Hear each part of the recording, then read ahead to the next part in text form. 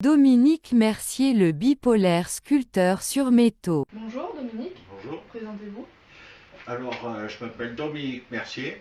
Je suis sculpteur sur métaux sous l'enseigne La Tête de l'Art. Alors, LART. Euh, Il y en a qui l'écrivent LARD, mais ça me va aussi quand on le connaît. Voilà, ça fait plus de 50 ans que je fais de la sculpture, puisque je suis rentré dans l'atelier de mon père qui était ferronnier d'art.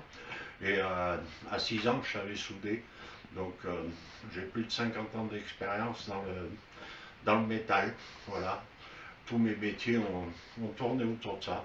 Alors aujourd'hui, je fais de la sculpture. La particularité, c'est que je travaille avec des matériaux de récupération ou que je détourne des objets de leur fonction première pour en faire des sculptures.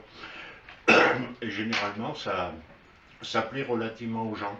Alors bon, dans ma vie de sculpteur, j'étais obligé de faire une parenthèse à cause du trouble bipolaire. J'ai arrêté carrément pendant des années et là maintenant je suis à la retraite et j'ai recommencé à sculpter.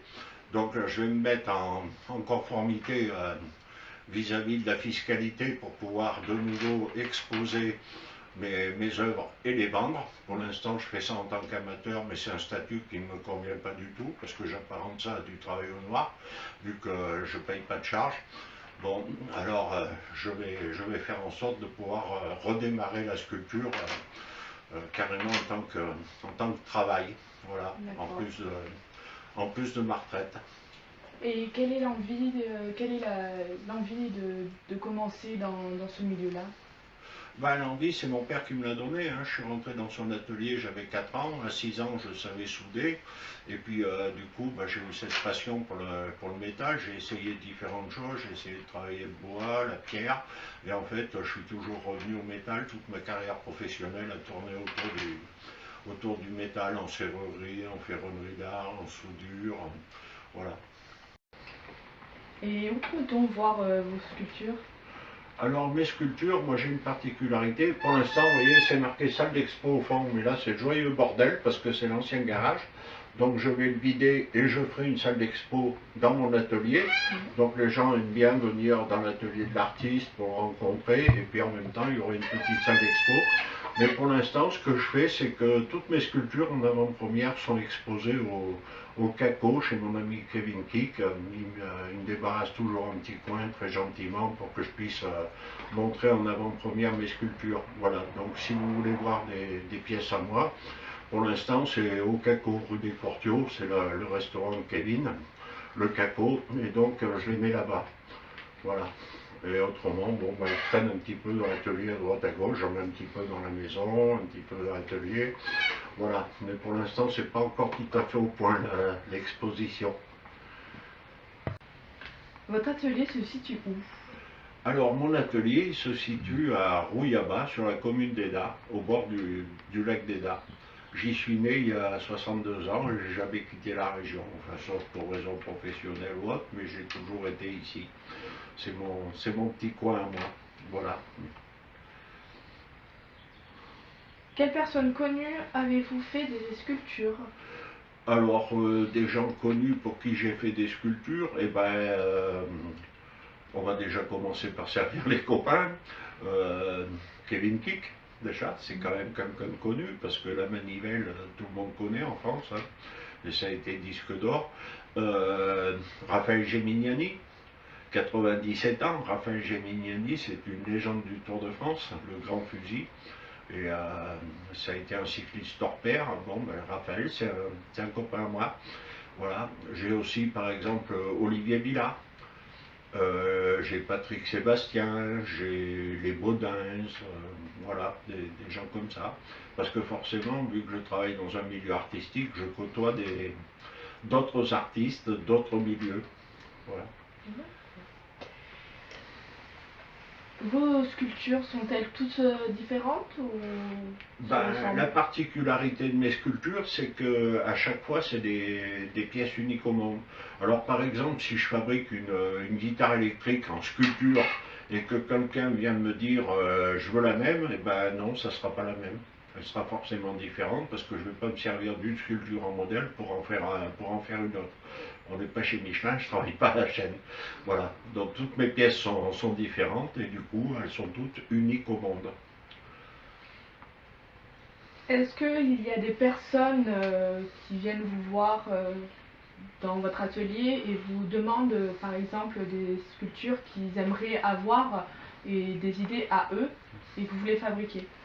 Alors ça, non, parce que j'explique aux gens une chose, quand ils arrivent avec déjà des idées, bon, si quelqu'un vient me dire je veux un clown qui joue du violon, moi ça me suffit, je lui dis stop, c'est bon, je vais faire un clown qui joue du violon, s'il vous plaît vous l'achetez, si vous plaît pas vous le laissez, c'est quelqu'un d'autre qui le prendra.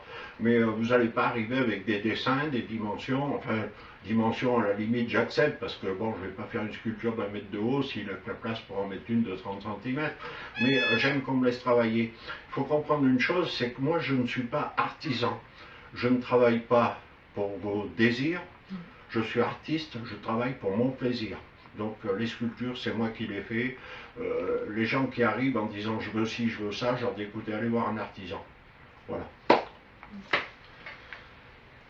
Est-ce qu'il y a des magasins, de Clermont par exemple, ou même ailleurs, qui vous demandent de faire des sculptures par rapport à leur enseigne? Alors ça c'est une chose que j'avais créée à l'époque où j'étais artiste en ayant pignon sur rue. J'avais créé ce concept de sculpture publicitaire. Parce que maintenant, par exemple, vous allez dans Clermont, les gens, ils ont tous la même façon de faire. Quand ils veulent signaler leur entreprise, eh ben, c'est un panneau avec du lettrage adhésif. Et le problème, c'est qu'il y en a tellement que c'est devenu une pollution visuelle. Quand vous arrivez dans Clermont, vous êtes submergé de panneaux. Et du coup, quand vous cherchez un truc spécialement, vous êtes obligé de lire tous les panneaux.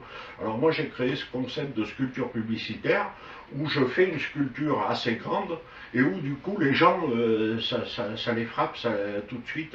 Par exemple chez Outils-Bois, j'aurais fait un Pinocchio de 2,50 m de haut qui dépassait au-dessus du toit et du coup les gens arrivaient au brisé, ils voyaient le Pinocchio et du coup ça leur servait de GPS pour aller, et du coup ils allaient plus chez Outils-Bois, ils allaient chez Pinocchio.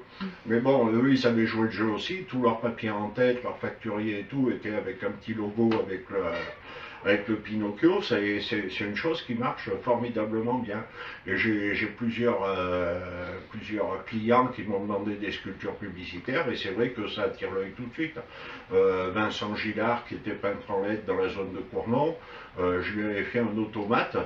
C'était un peintre avec un grand chapeau, il avait son chevalet avec son tableau, et ben avec la main il tenait un pinceau, il venait toucher sa palette, et ensuite il tournait la tête, et il venait toucher sa toile avec le pinceau, et le mouvement se répétait.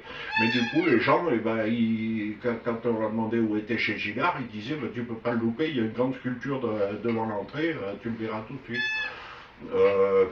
Qu'est-ce qu'il y a d'autre? La baie des singes à Cournon. Ils sont au fond d'une impasse, ils m'avaient demandé de faire quelque chose pour montrer qu'il y avait un bar, donc ils avaient un panneau Cronenbourg, j'ai fait un palmier de 6 mètres de haut, en haut du palmier il y a un singe qui tient le panneau Cronenbourg, voilà, et c'est la baie des singes. Voilà, j'en ai fait plusieurs comme ça, et c'est vrai que c'est un truc qui marche très bien, la sculpture publicitaire. Ça change un petit peu, et c'est vrai que ça attire l'œil des gens. La caricature qu'il y a juste derrière vous sur votre porte, c'est quelle personne vous l'a dessinée? Alors ça, bah, c'est un échange de bons procédés avec l'ami Jean-Louis Gors, qui était à l'époque photographe à la montagne. Je crois que maintenant il est à la retraite, mais bon, c'est un caricaturiste de talent, et franchement, il m'a fait un beau cadeau. Et du coup, on a fait un échange. Moi, c'est un fan de Charlie Chaplin. Je lui ai fait une sculpture, un Charlie Chaplin qui fait 60-70 cm de haut. Et ça a été un échange de bons procédés entre lui et moi. Et ça, c'est une chose que j'aime bien faire avec d'autres artistes, c'est échanger une de ses œuvres contre une des miennes. J'en ai quelques-unes à la maison, faites par d'autres artistes. Parlez-nous du Terminator qui est juste à côté de vous.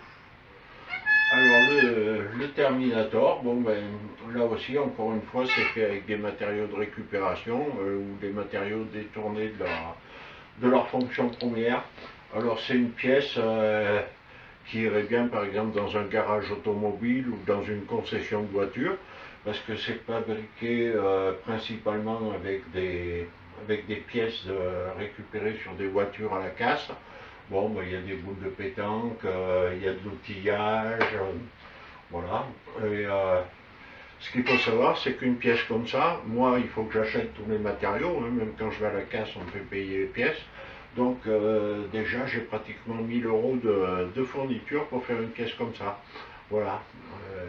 Bon, ça fait un truc assez sympa et généralement, les gens aiment bien parce que le nombre de selfies qui ont été faits à côté, voilà, ça plaît aux gens. Et le Terminator, ça a pris combien de temps pour en arriver là? Alors ça, c'est des pièces qui sont relativement rapides à faire. Hein. Je mets, allez, 3 semaines pour en faire un.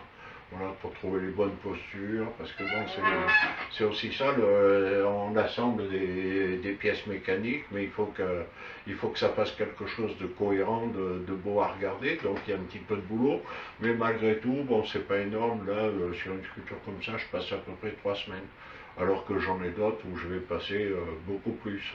Par exemple, quand j'ai fait la voiture de Gaston Lagaffe qui fait 1 mètre de long avec Gaston Lagaffe et Lontaré à côté, là j'ai pratiquement 2 mois de boulot. Quoi. Voilà.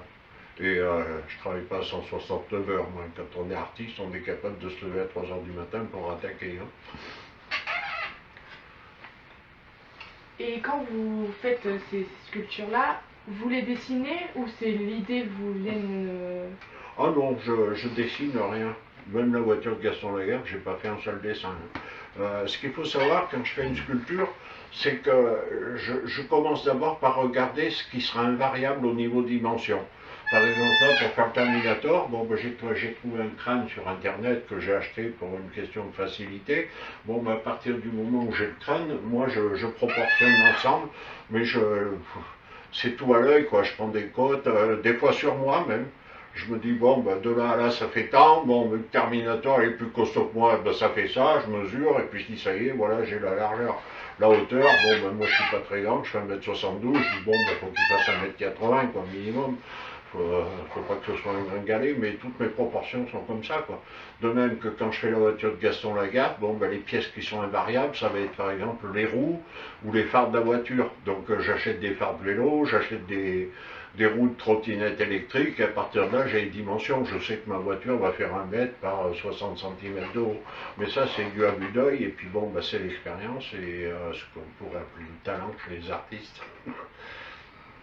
Et le fait qu'il bouge, et même au niveau des lumières, vos sculptures, c'est vous qui mettez l'animé, oui, dire? Bien sûr.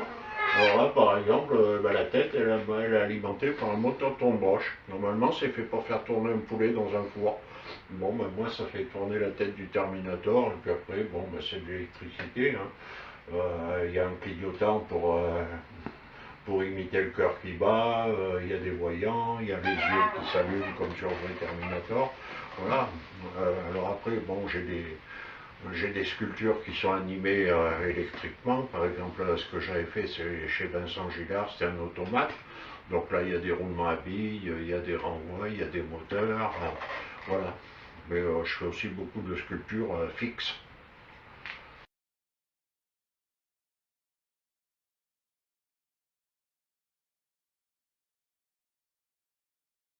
La table que vous êtes en train de fabriquer, quel matériau avez-vous utilisé?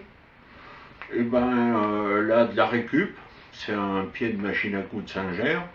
Et puis après, bon, je fabrique un cadre en cornière, je mets une feuille de plexiglas en dessous pour retenir la résine. Et puis je coule de la résine. Voilà. Et Gaston Lagaffe, en fait, j'ai agrandi la photo sur papier photo format A2. Enfin, j'ai fait agrandir. Je l'ai détouré, je l'ai noyé dans la résine en noyant quelques pièces pour faire plus sympa. Voilà. Et la résine, vous avez commencé quand? C'est assez rare que je travaille avec de la résine, mais ça fait 4 ou 5 ans que j'en inclus un petit peu dans certaines sculptures. Mais bon, c'est vrai que c'est plutôt rare parce que la résine, c'est comme tout, ça coûte cher. Par exemple, sur une table comme ça, les gens ne comprennent pas le prix. Quand je leur annonce le prix, là, c'est calme plat. Et ben, il faut savoir que, par exemple, rien que le plateau, si je fais le calcul de tous les matériaux que j'ai dû acheter, et ben, rien que le plateau vaut plus de 300 euros. Voilà. Alors après, bon, le pied de machine à coudre, ça coûte 20 euros sur Internet, mais bon, ça fait une pièce à un peu plus de 300 euros. Bon, bah, si je dis aux gens que je la vends 400 euros, ça n'intéresse plus personne. Parce que les gens, le fait que ce soit une pièce unique au monde, ça les tracasse pas. Ils préfèrent acheter du Ikea en fabrication industrielle. Alors, fort heureusement, il y a quand même quelques personnes qui s'intéressent à l'art et qui veulent avoir des pièces chez eux qu'ils ne vont pas trouver chez leurs voisins en allant voir l'apéro.